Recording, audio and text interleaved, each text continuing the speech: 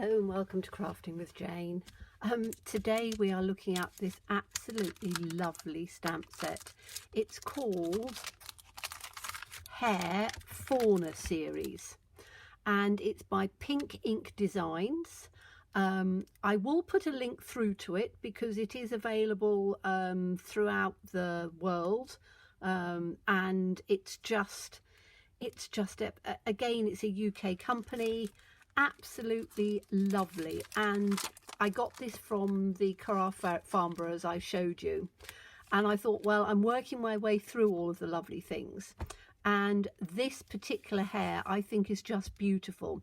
But you've also got all of these other, you've got thistles and leaves and butterflies, and I'm not quite sure what that's supposed to be. Have a look and see what that is. Oh, I think that, well, I'm not sure what that is. Maybe it's a sort of a little leafy thing. Don't know, haven't used it yet. So I thought I would start with this one, and we are going to, I've stamped it to start off with because I wanted it to dry a bit. I've used VersaFine Clair. I've done it on a square card, which is 5.5 inches square, because my blank is 5 3/4 square, obviously doubled up, so 10 whatever across. I've chosen some of my alcohol markers, and I've chosen, these are the Touch 10 pens, and this is BG3 and BG5, light and dark grey. And then I've chosen a couple of blues, which is 67 and 61, and I've chosen a bright pink, which is number 6. So you can choose whatever you want. You can use watercolors, anything that you happen to fancy. As I say, I'm going to do it in the in fact, what I'm going to do is I'm going to zoom you in a little bit, and I've just got to remember to, let's take this in, might have to move you up a bit. Move you up a bit. Whoops, stop you shaking, sorry, moving the camera. Now let's see if I can take you into, there we go. Okay, so that should give you a better idea, and I hopefully will remember to zoom you out afterwards. So what I'm going to do to start off with is to literally just go through, is this the, I'm using the dark, aren't I? I want the light first.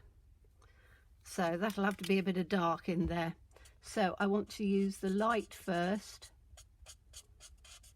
And with the light, we're just going to colour around the outside, because I want to make it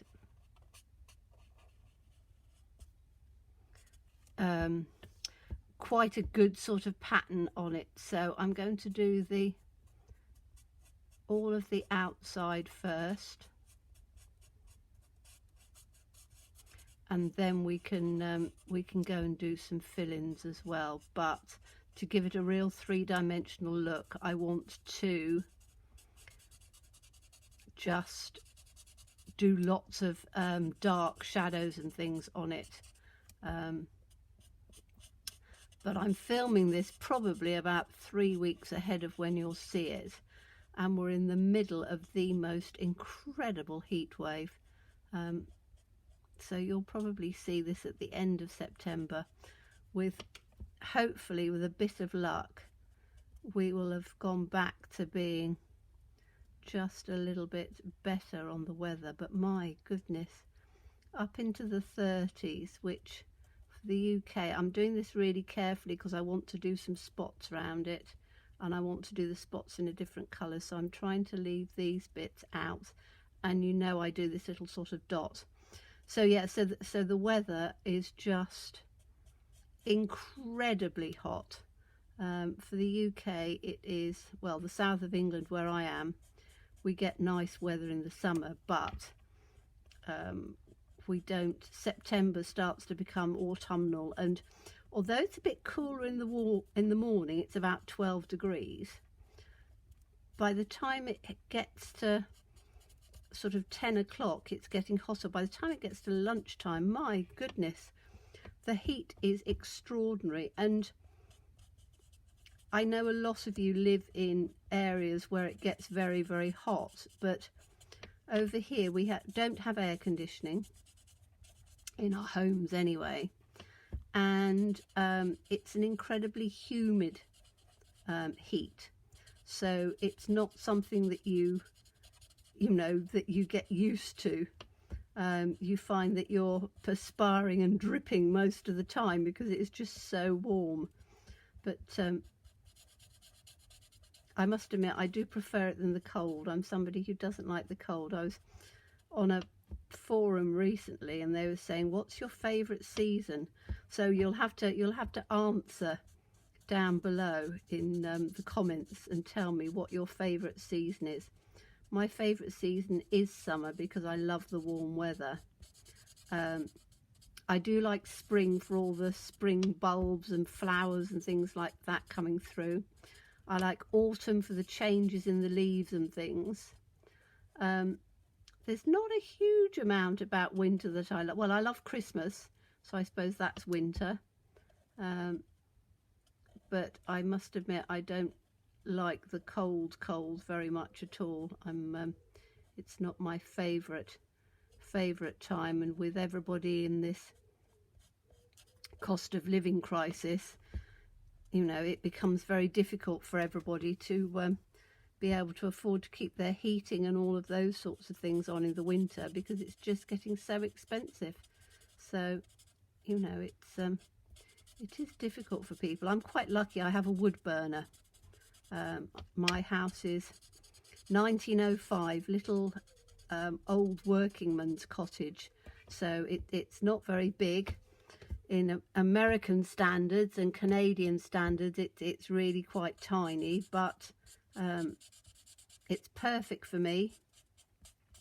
I raised my 2 boys in it, and who've now left home, as you know, and got families of their own, so it's it is perfect for me. And you know, I enjoy having the wood burner in the winter because I collect all sorts of, I don't think I've ever bought logs. I put the word out as soon as it gets to the winter, or sort of, you know, late summer, month or so ago. Anybody who's been trimming, which people tend to do in September, they will come and they will trim their trees down and take their branches off and things like that. So any logs that people get, I ask for them to bring them round to me, and then I have a shed, so I store the new wood in from 1 year to the next, and then by the time the following years come, it's seasoned quite well, and it then means I can use it on my log burner. And then for kindling and stuff, because I walk in a 300-acre deer park every morning, which I virtually back onto, I can go and pick up, you know, fallen bits of branches and things like that, little pieces, and then come back and chop them up or saw them up, and then they go in to be perfectly the right size for kindling. So right, so we've done it all in this colour BG3. Now we're going to take the dark, and I want to bring the face out quite a bit, so I'm going to do the dark under here.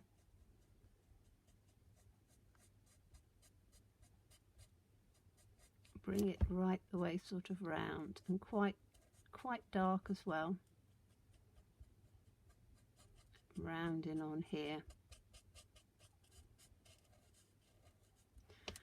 And we're going to do exactly the same on the other side. As I say, you can turn it round if you want to, if you're doing dark parts, because I find sometimes if I turn it round, I can then see what I'm doing, and I'm just taking it in like that, and I'm bringing it down here as well. Okay, so as you can see, immediately the brow of his nose is starting to come out quite nicely. So I'm going to take some in on here, because that's going to come up dark, and then shadow it out, and I'm going to do exactly the same on this bit here. So down in underneath where you would expect it to be darker. So bring it up like that.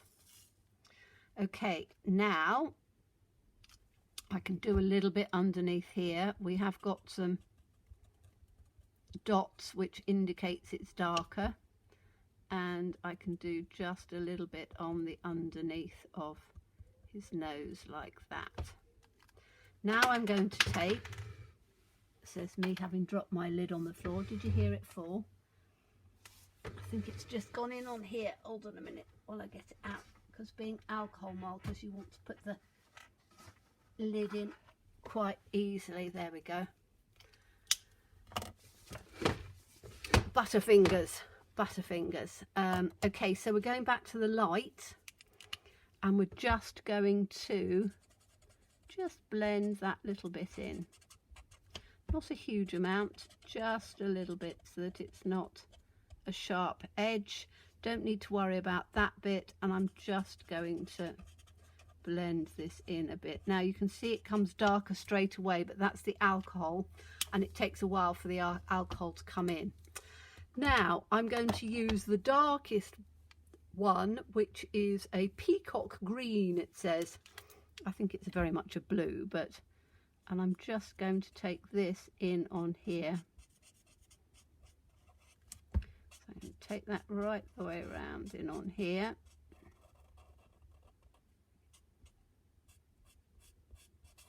And as I say, if you're colouring with alcohol markers, they are really beautiful and forgiving, and you can get them.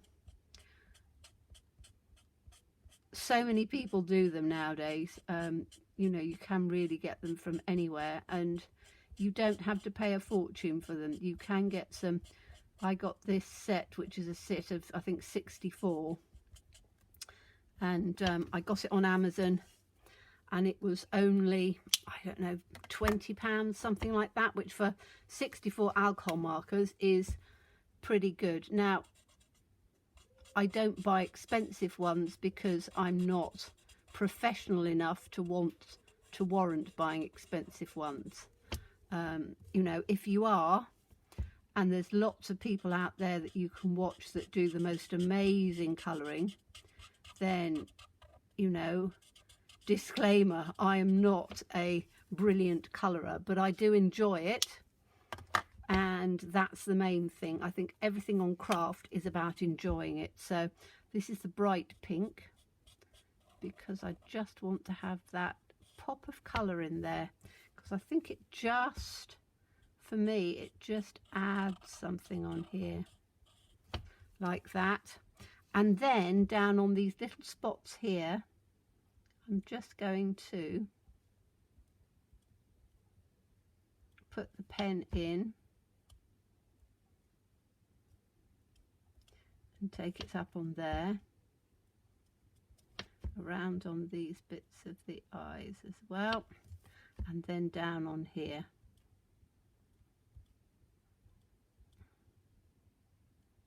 So you've just got your little bit of pink coming in on there. Okay, so now I can zoom back out again. So hold on a minute for the shake. There we go. But whoops. There we go. Okay, so you can see, or I hope you can see as it's drying, you're getting this really lovely three-dimensional look on it. It's very difficult on camera to actually see it, but it does make a huge difference. Now I want to just do something on the outside to bring it in. So I'm going to take my favourite stamp of all time, which is this one for the text, which is very Versailles, and I'm going to use some sponge daubers as well, so while I'm standing up I've got them already out. That's good. So with this stamp I want to do it in, don't want to do it in anything particularly bright, so I'm going to take this just put it on a block, and I should have a large block out here, or a large enough block, and I just need to try and get it as straight as I can in on here like that. So I think that's probably about right. This is me with it turning around upside down. Press it in well. That's completely skew with.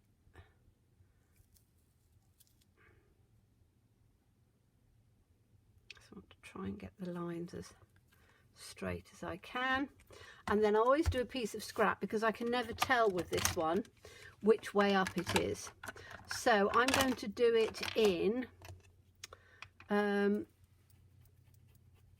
think I am going to do it in some VersaFine Clair, and or I might do it in grey, or no, I don't want it too dark, so I'm going to choose a, let's do it in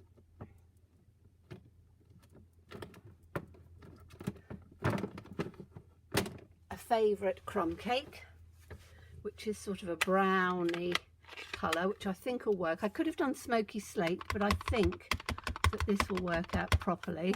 So let's just do it this way and see if that's the right way up. Yes, it is. Okay, that's going to work fine because I want it to be fairly subtle around the side. Now, again, trying to work it out this way is more difficult. I tend to do it sideways so I can see exactly where I'm going to bring it. And I'm going to bring it to there. And I'm going to bring it to there on that one. A little bit skew with, but hey ho.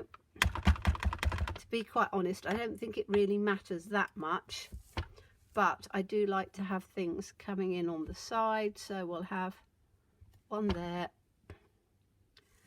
we'll have one there, and then I think I'm going to get this one in on the center, just like that. So different strengths and things, but I think that sort of adds to it. And then I want to take, I cannot leave these, I'm sorry. It's one of those things that I know people can leave things on the side. I cannot. I have to just clean up my stamps as I go. It's one of those habits that I literally can't leave it without giving it a bit of a clean. Okay, so I can put that one in away now. And what I want to do now is to take, I will put it in properly. I'm going to take my cloth and clean off the bits that I've just stamped over so I don't get it everywhere when I go and put it onto my white card base. Okay, so what I want to do is I want to take some sponging and bring it in a bit. So I'm going to use a green because I want to use quite a pale green, and I'm going to use, I think I'm going to use soft sea foam, which is quite a nice sort of greeny, even though it's supposed to be like blue, it's definitely a green in my eyes. So let me just find a pale one in on here, and I'm just going to take it in from the edge. If you work on your edges first, you will find that, and I've got a glass mat which really makes a difference. So just by taking the glass mat, I want it to come in, as you can see, darker on the corners. Bring it in on here. So the combination of the blue, sorry, the brown and the green together, or the beige and the green, would just bring those edges in a bit without it looking overly done.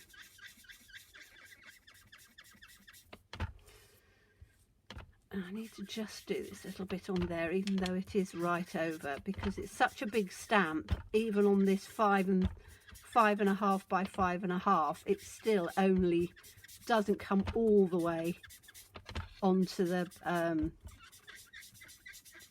it's about 6 inches at least. So I'm just taking this round in on the edge like that. Okay, so that's brought it all in nicely. And then I just need to, and because it's slightly paler as well, it's not detracted from that lovely image in the front, which is what I wanted it to do. So then I just want to add my, you could mat it if you wanted to, but I've tried to make it as big as I can to fit on the card. So there isn't really, you know, 1/4 of an inch, 1/8 of an inch, etc. to do the mat. So what I'm doing is I am using my marker and my black pen. You see me do this quite a lot. I use a Posca pen for anybody that's new and hasn't seen the channel before. And I leave quite a reasonable border on there. So I can then take the pen and just bring it right the way down on the edge here. In fact, I've done this a little bit too big. That's why I'm just doing over the edge bit on here, because I want it to come all the way down. Okay, so that's that one. Then I can do it on here.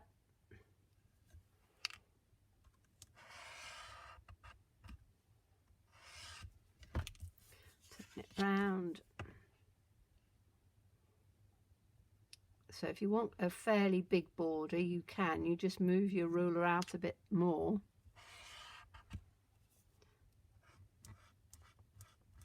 And then if you want to just do it right the way to the edge, you can do. And then we'll just do this last one on here.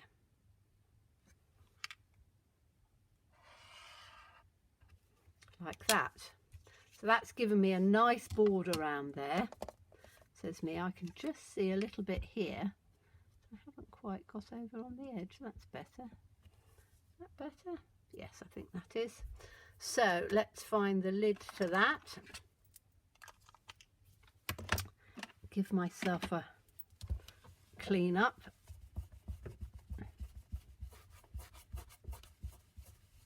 Like that.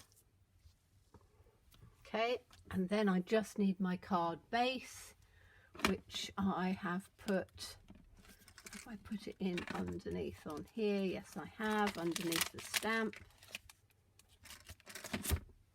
So that is then going to go in on here like that. Now, if you want to put a sentiment, you can do. I don't think I'm going to put a sentiment at all. I think I'm just going to put it straight in like that, because I really just love that image. And I've got quite a few friends who I send cards to just because.